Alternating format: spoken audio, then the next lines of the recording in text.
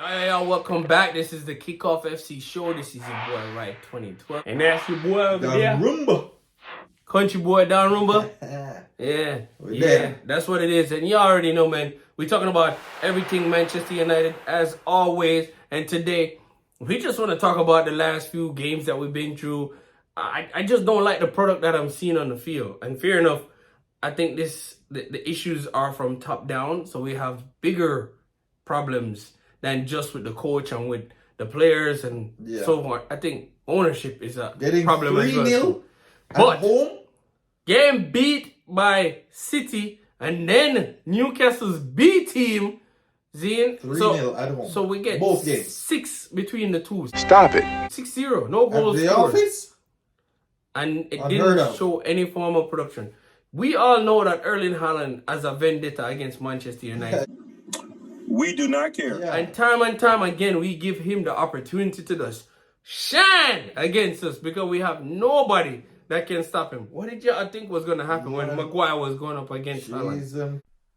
Who? As the game start, the man scored. The man have a free header on the back post. I've never seen a man more open. I must say basketball or NFL with a blown coverage, because where is the wing back? Where is the centre back that's man marking him? As a defender, there's no way you can lose Haaland in the box. How are you? I'm not even looking at the ball. If I'm marking Haaland, why do I need to look at the ball? Because clearly it's going to come to him. Yes, and if I stop him from getting the ball, guess what? He can't score, right? Common sense, you would think, right? The man was open twice and Onana saved one of them. Brilliant save, diving across the goal. Haaland wasn't going to miss the second one. Yeah. Onana is starting to make some saves in a couple of the games that I've seen, but his mechanics still look off to me. But, hey, I'm happy with you making saves. Progress is being made. So little by little, I like the progress that I'm seeing. But back to that part. Haaland had 2 goals and an assist. So where's the defense? Who was marking him? What was going on? Clearly nobody was marking him. Man, forget double team. Double team the man or something. So you see, that brings me back to when I'm talking about the coaching. Where is the tactic? Like, what was our game plan going up against City? Hey guys, let's try not to lose too bad. Was that the plan? Because where was the plan? Where was the plan? I didn't see any plan at all on the field. I didn't see that phantom penalty is the plan. Hey. That's what threw us off. The phantom penalty is what cost us the game. Ain't no way we're recovering from that. Because the man them just knock the ball, keep ball the whole time with a chase. The whole game with a chase. From you get that penalty there. That's why I hate when the referees dictate the game. Yeah, when the referee influence the game, it can be tough. But that's been Manu the whole season. If it's not VAR as a referee. I understand that I don't come up with this stuff. I just forward it along. So, and on top of that, if you don't have any tactics on this, these things happen when you don't have a plan. Because why these things don't happen to City? Why these things not happening to? They have 2 A-teams. They have a squad. I don't know how they signed all them players and still because they want to come and win. It's a winning culture, because you have to remember, players want to be a part of a winning philosophy and a winning culture, right? That is very attractive. Like when you are work and you go work for somebody, you want to go in an environment that's a winning culture, a stable culture. Over at Man U, we don't have that.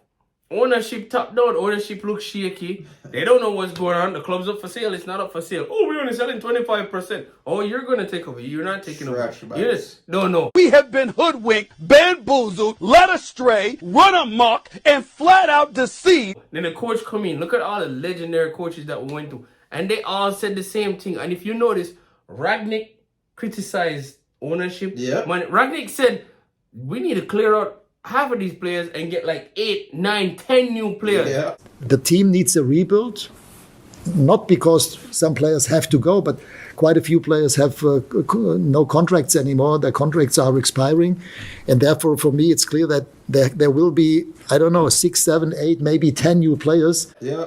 That didn't happen, right? And he called it. And what them do? Them get rid of Ragnick. Ragnick said, These guys don't run. Some of these guys are lazy, Exactly. entitled, blah, blah, blah. That it's crystal clear. It's not that difficult. You don't even need glasses to analyze and to see where the problems are. And we all looked at Rangnick like, yeah, Rangnick don't know what he's talking about. Jose Mourinho said, I came second in the league, and that was one of my biggest accomplishments. One of the best jobs of my career to finish second with Manchester United in the Premier League. You say this guy is crazy. He won 25 titles, and he's saying that a second position was one of his best achievements in football. I keep saying this. In my career, and we're talking about a guy that's won the Champions League, that's won Because he multiple know what he trophies, had. and he's saying all this because he's like, y'all don't understand this team. Mourinho came out and said, yo, Rashford can be a superstar if he just apply himself more. And we Right. saw it last season. Right. He said Pogba was lazy. He said Marshall was lazy. You understand? That's why he always injured. And more and more, over and over and over, we see that Mourinho was right. Yeah. Louis van Gaal criticized as well too. And them said they need to support the players that they want. Think about it. All the players that Mourinho had on his list that he wanted, he didn't get none. Never get him. Never. I think what maybe a couple he got of Last the players minute that he signing. wanted. Right? One last minute signing that can't help a team. But no, this season, y'all want to make the signings that Ten Hag won, and y'all get the people that he want, but I don't understand none of the signings. On the paper, Mason Mount, who in my opinion, I stand by this, I stand on what I said before, is nothing better than a squad player. He's not somebody I think that's going to get us over the hill and bring us a championship. Now, is he? Does he add quality to the squad? Yeah, of course. Might as well get prime of what he was when Chelsea won their championship, but ever since that, he's been on a decline. But we paid a bunch of money for him. Highland is an up-and-coming striker. Right. Is he supposed to Unproven. be? Exactly. We needed somebody like a Harry Kane. Yo, Harry Kane and this team would have changed the whole team. One guy. I'm 100% sure that if Harry Kane was on this team, change. Yeah, if you're gonna buy a player for 100 mil, Harry Kane would be the guy. If you're gonna splurge for one player, might as well spend on him. You spent on Mount, you spent on Anthony, you spent on Onana. Come on. And on top of that, we didn't even know the whole philosophy changed. Yo, I was listening to a show the other day, and somebody said something really interesting. Like, think about Manchester United, right? You know, going into the off season, right? After last season, the number one thing that we needed was a striker. Right. We signed a goalkeeper. That we didn't need to get rid of our old goalkeeper. That don't make no sense. Then you sign a mid. It's like, what is the direction here? Exactly. You know what I'm saying? Where's the scouting? The scouting should and have the brought recruitment is trash. It's trash. It's trash. Trash. You see, like when Fergie was there and we signed Ronaldo. Where's the scouting? Look how much, and not even just that, right? Come on. But let me tell you something. Look, real Manchester United fans, right? I'm not go back too far in our history, but just a little bit. Anderson was a squad player. Yeah. But when Fergie instruct him to do certain things and put him on the field, he was looking like a stud. Yeah. Stud. Straight stud out there on Manchester on the field. And that's the kind of thing that you get from a coach. You understand? And Fergie knew how to recruit and buy players. Look at the Van Persie situation, right? Yeah. Yo, them are going to charge you off the wazoo, the relationship with Arsenal, blah, blah, blah. Hey, I'm going to talk to the players. You want to come to Manchester United? We're going to do what we can do. Let's go. Why we didn't have that same? And look what happened. We won a championship. And the second year, we would have won it too had it not been for a last-minute goal from Aguero or whoever it was. Trauma. Literally. Emotional damage. You know what I'm saying? So in my head, I'm like, yo, why we couldn't do that for Harry Kane? Or even if not Kane, Victor Osimhen, something. There's a bunch of dudes out there that we could have roped come on, in. Man. Bunch I of already dudes. y'all know how high I rate Evan Ferguson. Evan Ferguson would have been a stud. In my mind, Evan Ferguson would have been a better player than Højlund in the EPL. He's already been playing in the EPL. Right, true. So, And not to proven. say that Højlund is not going to get to, or in the long run, become a better player than Ferguson. But in my mind, I'm like, yo, you could have brought in Ferguson and still brought in Højlund. And Ferguson would have improved. Look what he's doing at Brighton right now. Yeah. Don't even get me started on Brighton. Look at the recruitment and the coaching. Zerbi has been coaching. On paper, you would say they have less of a team than us in terms of talent and overall. But they're accomplishing so much more. Spending way less. They're selling their players for extraordinary prices. And still in Europe. They're making money, still in Europe, bringing in players, still winning. And the recruitment is just crazy. That's what we need. We need to buy the whole of their front office. Sign the whole of their front office. Come to Manchester. Might as well. I heard them talking about, they're like, yo, if we sack Ten Hag, the man them need for bringing Zerbi. But I'm like, but then somebody countered that and said, if you're Zerbi, why would I want to come to Manchester United other than the fact that it's one of the biggest clubs? Right. I'm going to go take over that. Have you seen the lineage of coaches that have come since Sir Alex Ferguson? And they all got axed. And the pressure on Manu is completely different. But how can you fix this? If I'm not going to have the full support of our ownership to buy the players that I want and we can get to change the culture at Manchester United, it's not going to happen. Nope. And I'm sorry to say this, like I said, we're honest people are upfront of it. It's not going to change. You know, if we jump ahead and talk about the Newcastle game, right? Newcastle team beat us 3-0. 3-0. Thrashing. How? Hold on, bro. How? We got our asses handed to us that game. That game in particular, Newcastle run us off the pitch. Run us off the pitch. It was like men versus boys. The first goal alone is a prime example of how the team is operating and functioning right now.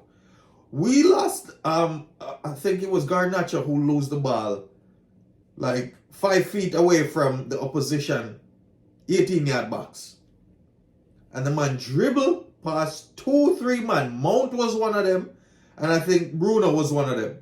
The man win the ball from Garnacho, dribble past Fernandez, casually stroll past Mount. Mount, I watch the man and dribble past the man down the line. And then he squares the ball across the field to a ball-watching wing-back in the loo. After the ball is played past him and he's trying to recover now for be in front of the attacker. You don't lose. That's a goal 24/7. Every day. ManUtd, there's no way you the ball watch across the field and you see a midfielder them not track back, not foul the man. Where's the professional foul? Huh? You can't make the man cross the ball on the ground, cross your defense, cross your wing back for them winger to score point Onana. Y'all are making Onana look bad. Y'all are making Onana be under this under the microscope. I'm saying. Yeah. And Onana need all the help and support. You know, just in the beginning in preseason, Onana was shouting, screaming at people. Yes. Now he's starting to realize, oh shit, is this what I gotta work with? Yeah, it's when shit happened, Onana just like, him just take out the ball out of the back of the net and throw it up front and say, yeah, because his confidence is shot. It is what it like him just have a look like. It is what it is. His I'm gonna just make the most of it. Shot. He came into preseason, high hopes. I'm gonna go play for ManUnited. Probably his childhood club or whatever, and then he shows up to training, and this is who you have in front of me. Exactly. These are my defenders. Exactly. There's no chance. And another point that you want to look at, right? Look at the man you play them. When it comes to international break, is that the man them happy. Forget when we go play with them team. Because the French players them go link up there. It's like no, them going on culture now. It feel good. We go play for England. England is winning. Right. They go to African Nations Cup with your team. Hey, it feels good, you know? I don't see how none of our players are getting called up for the international teams. McTominay. That's a different thing. That's a good point. That's a different. McTominay is there. Casemiro going back to Brazil. They all look happy. They come back to Man U, it's like, damn. You ever seen the pictures of them like driving to work in the morning time? I used to see them come. I ain't never seen none of them look like overly happy. Bruno and Portugal versus Bruno and Man U is different. We need some wingers that are crossing the ball. It's official now.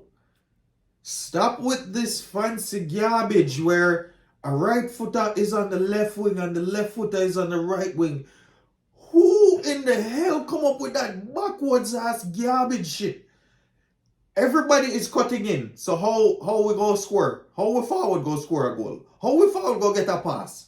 Me not even know if Rasmus can head a ball to Ratin. Hey, you see, and that's exactly. I was gonna say that. So who will score the ball to who? Unproven goal scorer. Not even know. No offense, I'm not saying Rashford, Hoyland can't do that, but not going to. And we have wingers. How often you ever see Rashford score a ball? How Never. often you ever see Anthony score a ball? Never. So look at what we're talking about here. It's like these are the things that we need to fix at Manchester United Exactly. if we're going to try to win. And it will reinstall confidence in the players. The players' confidence All is day. shot right now. All day. Them and the coach is like either them don't believe in the coach philosophy or something is going on because them don't look as confident as them used to. And it's not like they're coming out here week after week expecting to win. It's like they're hoping not to lose. Yes. That's the kind of energy and feeling that you see on the Which field. is the Like worst we're thing as a hoping, baller. oh my gosh, I hope not to lose, and I hope I'm not the one that's gonna cause the problem. Yeah. And instead of coming out and saying like, I'm gonna give these boys, Confidence. I'm gonna hand it to y'all. Yeah. You know, they're not doing that. The reason why too is because the ball goes on the wing to die. For us, when the ball flow from defense to midfield and then the ball gets passed out to Anthony or Rashford, the ball dies out there. Is either Rashford go dribble in a 3-man and lose the ball, or him go kick one wild shot will go open at the second tier of the stands. Anthony go do absolutely nothing. You know what I say? He definitely not going down the right wing. He gonna try curl the ball past the keeper around the far post, go out for the back kick corner, throw. Trying to do Come all on, these son. tricks. Come on, son. And the only person he's tricking is his damn self. Then he trying to get mad at the opponent. Yeah, Like, the ball goes come by on, the way, man. got dead. Come on, dog. You're doing nothing. Like I said, when you have all that flair, you gotta have finish as well too. There's no end product to what you're doing. Show me the flair, fine, love it. But at least have an end product with it. You're not doing nothing, Anthony. Hopefully they change a hair color to something for you because I don't know what the hell was going on before because you're not showing me nothing. You know? And again, back to Ten Hag, you need to get the team to believe in you. Because I don't want to say it, but slowly and surely it look like him losing the players little by little. But can we sack Ten Hag? I don't think so. It's not going to improve. It's not going to change anything because you're going to put in an interim, bring in another coach next year and the same shit I got. The players We've are the been issue. in this circle for the last 10 years. Yes. The coach is not the issue. No, coach is one of the issue because Ten Hag, I don't know what I do sometimes with the decisions that you make. He doesn't have players to choose from. But look at the players that he recruited to buy. Mount, Amrabat. That's why you have a scouting team. I don't see nothing from it. That's And why the you have a team- scouting department. ManUtd. The coach cannot be the one to be buying every player. The scouting man them need to bring in quality options for the coach choose from. If the coach always go back to him old team them for try to pick 1-1-2 player, it's not gonna work. That's not how you scout players for your team. You have to build a core. You can't just bring individuals. That's how Manu playing. Individuals. Exactly. This is not a team Exactly. core movement. You see, when you were talking about on the wing, when you had Mason Greenwood on the wing, right? Mason could play with both feet. He could shoot with both feet, and he can pass. He will make the pass. He showed that when he was playing. So it was hard for people to predict his movement, especially defenders. With Anthony, it's like, I know what Anthony is going to do. And I'm not the one defending you. So if the defenders do them homework, they know how to stop you. Right. It's simple as that.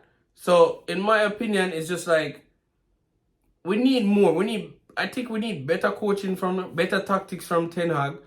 You definitely need better players. And if you sit here and talk about, oh, we have the right players, no, we don't. We definitely don't have the right players. You definitely need better players in here. You have all these rumors and allegations coming out the locker room. Oh, Casemiro's pissed, is regretting ever signing with Manu. This are going on, Rashford unhappy. Come on, man. You know, and look on it. Rashford, you're another one, even though you apologize to the coach. Right after we get the Tree Love trashing, Rashford went out and partied like it was 1999. Like, ain't nothing changed. That's good. Man's is living Oh, off good of his man. last season. That's what he's living So- off of. He think he's awesome. He's great. When you only had one good season, which is last season. Well, actually, he has 2 really good seasons. The rest are okay, but so far this season, he's been poor.